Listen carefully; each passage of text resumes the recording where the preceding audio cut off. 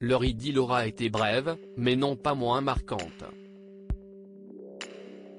En avril 2018, alors qu'elle n'était encore que députée LREM, Olivia Grégoire a vécu une brève romance avec le Premier ministre de l'époque, Manuel Valls.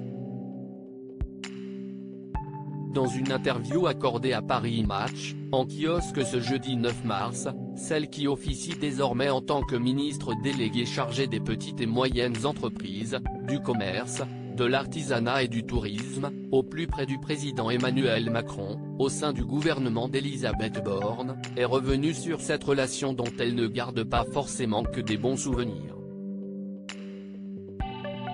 Si elle veillait déjà à faire en sorte de ne pas mélanger amour et travail, cette situation qui l'a fait passer de l'ombre à la lumière, presque du jour au lendemain, n'a pas été des plus faciles à vivre pour la femme politique. Je n'avais pas anticipé la violence de l'exposition médiatique, regrette-t-elle auprès de nos confrères.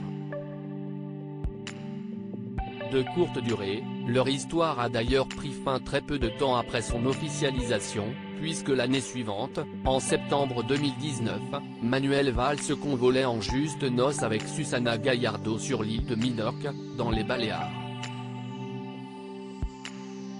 De son côté, cette expérience aura au moins permis à Olivia Grégoire de se forger une carapace afin de mener de front sa carrière sur le devant de la scène politique et sa vie de famille qu'elle tient à préserver autant que possible.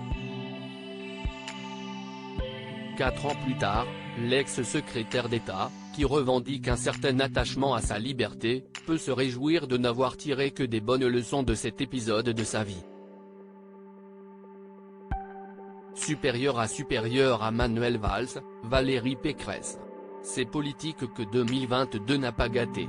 Olivia Grégoire, maman épanouie au gouvernement aujourd'hui plus épanouie que jamais, Olivia Grégoire se réjouit d'avoir réussi à réaliser 2 de ses rêves. L'un professionnel grâce au rôle clé qu'elle occupe au gouvernement et l'autre personnel, lorsqu'elle est devenue maman à 43 ans d'une petite Romy, née le 12 décembre 2021 de sa relation avec Philippe Aubry. C'est sans sourciller qu'elle le reconnaît, la maternité l'a adoucie, mon seul plan caché, c'était d'être maman, confie-t-elle à Paris Match. C'était le but de ma vie, moi qui ai perdu mes proches si rapidement. J'ai un mari génial et une fille que j'ai eue à 43 ans. Un équilibre familial qui lui permet de garder le cap, même dans les moments les plus difficiles. Le fait d'être maman, d'être une femme normale me préserve de ces écueils, de tout enfermement dans la bulle de la cour.